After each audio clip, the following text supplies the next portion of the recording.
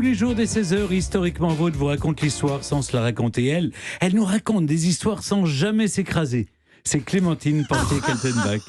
Eh oui, aujourd'hui Clémentine, ils se sont bien écrasés.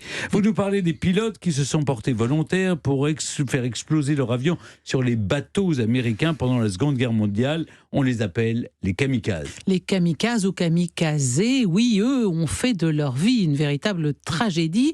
Alors selon la légende, en 1281, un ouragan providentiel disperse l'immense flotte mongole qui s'apprêtait à envahir le Japon. L'archipel est sauvé, ce vent divin qui a dispersé les troupes se dit kamikaze en japonais. Voilà, ça avait fait l'objet d'une question dans le quiz et ce qui m'a donné l'idée de m'intéresser plus avant aux kamikazes. En fait, devant la puissance de la flotte américaine massée au large des Philippines, dans le Pacifique, les Japonais qui pendant longtemps, il faut le savoir, avaient refusé l'idée. Ils trouvaient ça, comme tout le monde, comme nous, ça, c'est quand même une idée assez révoltante qu'on puisse envoyer des pilotes s'écraser sur des bâtiments. Et ils ont fini par s'y résoudre parce que quand ils ont vu l'immense, innombrable flotte les bâtiments américains massés dans les Philippines, ils se sont dit qu'ils n'avaient pas trop le choix. Et surtout, ils avaient constaté qu'avec des bombardements depuis des avions, ça donnait à peu près 10% de réussite. Et avec les missions suicides, ils en escomptaient 30%. Ils se sont dit, on va être beaucoup plus efficace comme ça. Et c'est ce qui va finalement les convaincre, c'est le sacrifice du contre-amiral Arima. Le 15 octobre 1944, devant ses subordonnés absolument médusés, il arrache les décorations de son uniforme, il s'installe aux commandes d'un chasseur 052 et il va jeter son appareil sur le porte-avions USS Franklin qu'il manque de peu.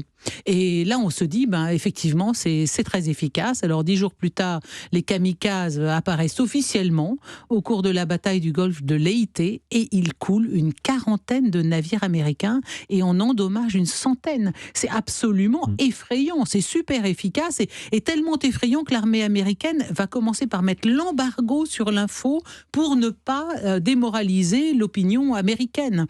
Alors, à partir de l'automne 1944, ce mot kamikaze est utilisé en japonais jusqu'à présent comme dans le sens intervention divine, va désigner ces escadrilles, ces pilotes qui feront un voyage sans retour et on constitue différentes escadrilles. Ça va enflammer littéralement l'opinion publique au Japon, ça nous fait absolument froid dans le dos, mais ça suscite un enthousiasme incroyable, un enthousiasme qui est soigneusement entretenu par la hiérarchie militaire japonaise.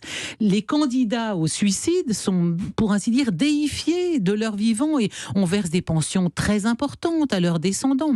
Ils passent par tout un cérémonial. Alors, selon le corps d'armée auquel ils appartiennent, la marine ou l'armée impériale, ils se revêtent de robes noires ou blanches, agrémentées d'une fleur de cerisier ou d'un dragon, purifiés par l'invocation des dieux, la tête soigneusement rasée, et ils rejoignaient les unités spéciales de kamikazes après un bain de foule.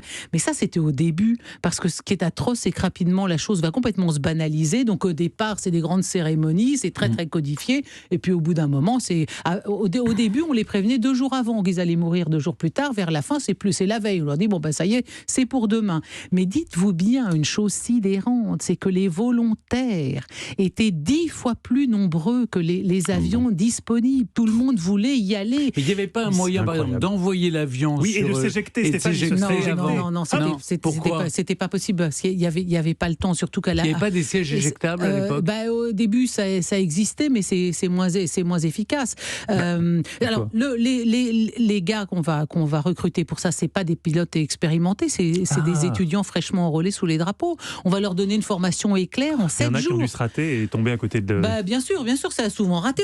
Évidemment, on leur apprend pas l'atterrissage, ils sont pas censés atterrir, il faut qu'ils paient les commandes et puis c'est tout. Alors, chose très intéressante dans le rituel des kamikazes, avant de partir en mission, ils cousent dans leur ceinture 2 pièces de 5 sen. Parce qu'en japonais, 4 sen se disait phonétiquement comme le mot mort. Donc avoir 5 sen dans sa poche, dans sa ceinture, c'est aller au-delà de la mort.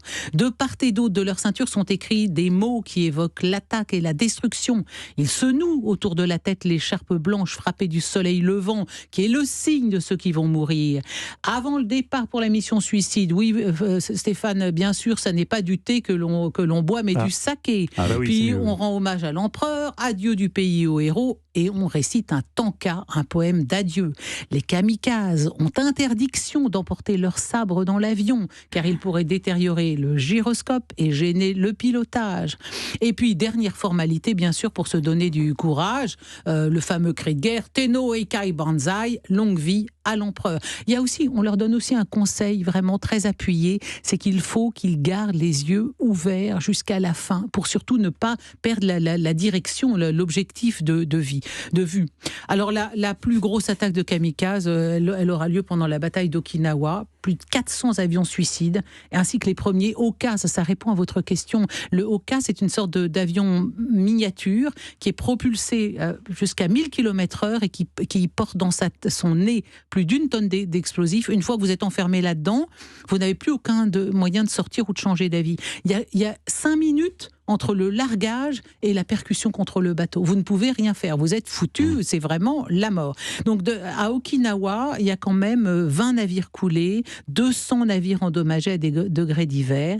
Et la toute dernière, l'ultime mission kamikaze de la guerre, a lieu le 9 août 1945, jour même du lancement de la bombe atomique sur Nagasaki. Hiroshima avait été détruite 3 jours avant. Ce baroud d'honneur des kamikazes est mené par leur grand chef, l'amiral Ugaki.